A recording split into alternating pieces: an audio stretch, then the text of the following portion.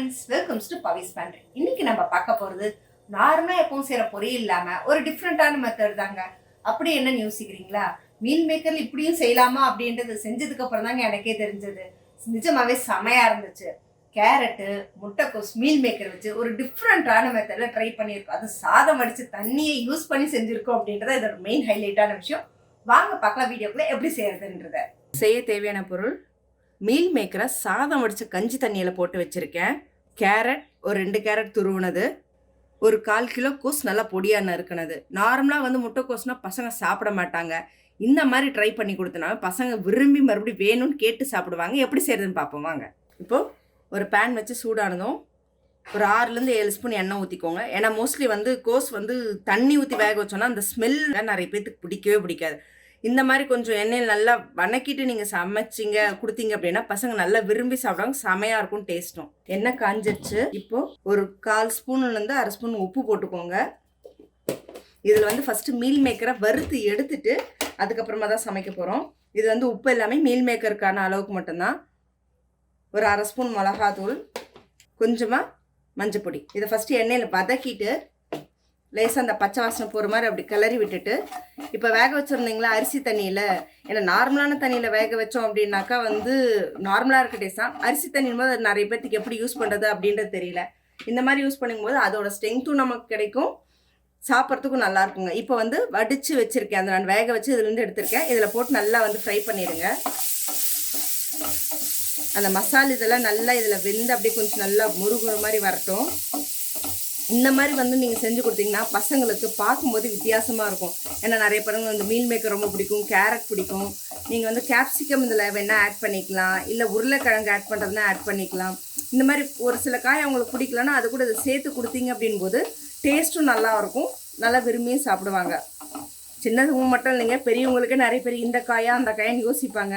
So இந்த மாதிரி செஞ்சு கொடுக்கும்போது அவங்களுக்கு டேஸ்ட் நல்லா இருக்கே, நம்ம ஏன் ட்ரை பண்ணக்கூடாதுன்னு சொல்லிட்டு ட்ரை பண்ணி கண்டிப்பாக சாப்பிடுவாங்க. நமக்கும் டென்ஷன் குறையும். ஏன்னா கஞ்சி தண்ணியை வடிச்சிடுறோம், அதை எப்படி யூஸ் பண்ணணும்னு தெரியாமல் நிறைய பேர் தூக்கியில் ஊற்றுவாங்க. நீங்கள் அதை ஊற்றி குளிக்கிறதுனாலும் செஞ்சிங்கனாலும் சூப்பராக இருக்கும், முடிக்கு எல்லாமே ரொம்ப நல்லதாக இருக்கும். இல்லை நம்ம துணிக்கு கஞ்சி போடலாம். அதையும் தாண்டி குக்கிங்க்கு ரீயூஸ் பண்ணும்போது இந்த மாதிரி நீங்கள் யூஸ் பண்ணிங்கன்னாவே ரொம்பவே நல்லாயிருக்கும். இப்போ இதை எடுத்துருவோம். ஏன்னா இதே கடாயில் தான் நம்ம கோஸ் செய்ய போகிறோம். பார்க்கறதுக்கே செமையாக இருக்குங்க மீல் மேக்கரை, அப்படியே சாப்பிடணும் போல் தோணுது. ஸோ மீல் மேக்கர் எடுத்துகிட்டு இது ஒரு சைடு இப்படி வச்சிடலாம். இதில் இன்னும் ஒரு 2-3 ஸ்பூன் எண்ணெய் ஆட் பண்ணிக்கலாம். ஏன்னா மீல் மேக்கர் வந்ததுனால கொஞ்சம் எண்ணெய் அதில் தான் இருக்கும்.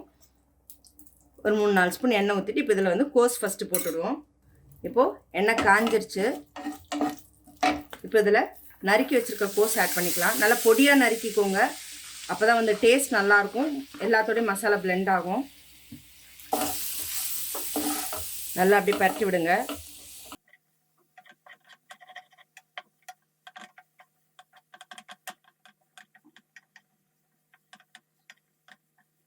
இப்போ முட்டைக்கோஸுக்கு தேவையான அளவுக்கு உப்பு, மிளகாத்தூள்லாம் கொஞ்சம் கொஞ்சமாக போடுங்க. ஏன்னா கேரட் மறுபடியும் நம்ம சேர்க்கும் போது அதில் கொஞ்சம் ஆட் பண்ணுவோம். ஏன்னா எல்லா காரமும் உப்பு இதில் ஏறிடுச்சுனாக்கா அப்புறம் ரொம்ப உப்பு கறிக்கும். ஸோ கோஸ் வைக்கிற அளவுக்கான உப்பு மட்டும் ஃபஸ்ட் போட்டு உப்பு மிளகாத்தூள் போட்டுடலாம். மஞ்சத்தூள் ஆல்ரெடி இருக்கிறதுனால தேவையில்லை.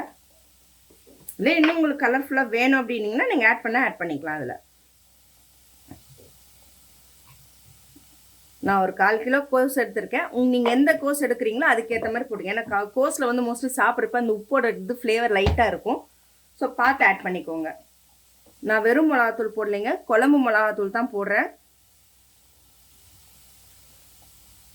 ஏன்னா வெறும் மிளகாத்தூள் போட்டோன்னா ஒரு மாதிரி காரம் ரொம்ப வித்தியாசமாக தெரியும். இந்த மாதிரி ஆட் பண்ணிங்கன்னா அது ஃப்ளேவரும் நல்லாயிருக்கும், டேஸ்ட்டும் சூப்பராக இருக்கும். நீங்கள் தனியாத்தூள், கரம் மசாலா வேணும்னா ஆட் பண்ணிக்கோங்க. உங்களுக்கு அந்த ஃப்ளேவர் பிடிக்கும், டேஸ்ட் பிடிக்கும் அப்படின்னா. நான் அதை ஆட் பண்ணலை. ஆனால் எல்லாத்துலேயும் கரம் மசாலா அப்படின்னா அது ஒரு மாதிரி இருக்கும், டேஸ்ட் வரும், நான்வெஜ் ஃப்ளேவர் மாதிரியே இருக்கிற மாதிரி இருக்கும்.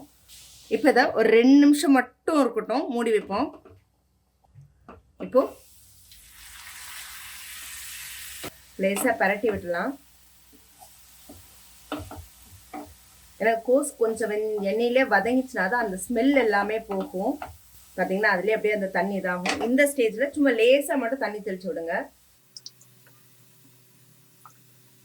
நிறைய ஊற்ற வேண்டாம்.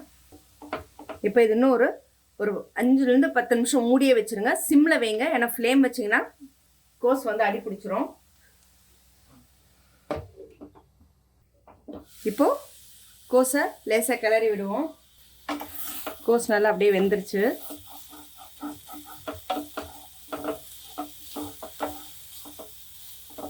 நல்லா 3/4 வெந்துருச்சுங்க. இப்போ வந்து துருவன கேரட் ஆட் பண்ணிப்போம். இப்போது துருவி வச்சுருக்க கேரட் ஆட் பண்ணிக்கலாம்.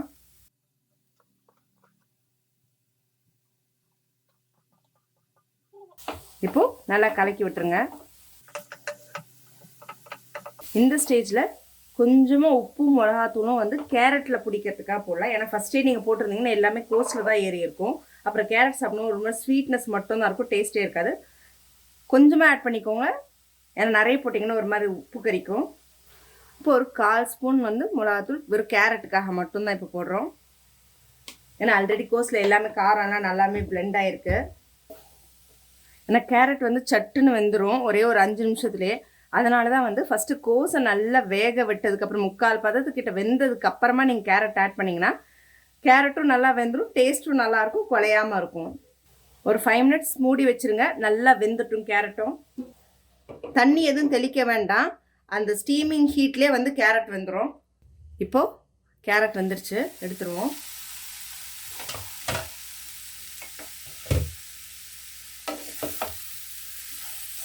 போட்டு ஒரு 5 நிமிஷத்தில் செமையாக வந்துருச்சுங்க கேரட்டும்.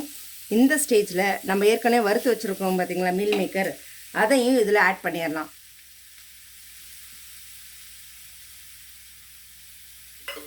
இப்போ நல்லா கிளறி விட்டுக்கோங்க. நான் இன்றைக்கி மீல் மேக்கர் சேர்த்துருக்கேன். நீங்கள் இதுக்கு பதிலாக பச்சை பட்டாணி ஊற வச்சு போட்டாலும் சரி, இல்லை பச்சையாக இருக்கிறத எடுத்து செஞ்சாலும் சரி. ஸோ இந்த மாதிரி நீங்கள் ஆட் பண்ணிங்கன்னா டேஸ்ட்டும் நல்லாயிருக்கும், பார்க்கறதுக்கும் ரொம்பவும் கலர்ஃபுல்லாக அழகாக இருக்கும். இது கூட நீங்கள் ராஜ்மா இருந்ததுன்னா அதை வேக வச்சு போட்டிங்கன்னா கூட சுண்டலாக இருக்கட்டும், எந்த ஒரு பட்டாணி ஐட்டம் எதுவாக இருந்தாலுமே போட்டாலும் நல்லாயிருக்கும். உங்களுக்கு தேவைன்னா கார்னிஷிங்க்கு நீங்கள் வந்து கொத்தமல்லி புதினா ஆட் பண்ணிக்கோங்க. பட் ஆனால் எல்லாத்துலேயும் போட்டோம் அப்படின்னா பசங்களுக்கு அது ஒரு மாதிரி இருக்கும். ஸோ இந்த மாதிரி அப்படியே நீங்கள் விட்டிங்கன்னா கொஞ்சம் சாப்பிட்றதுக்கும் நல்லாயிருக்கும், பார்க்கறதுக்கும் நல்லாயிருக்கும். டேஸ்ட் பார்ப்போம். சூடாக இருக்குது.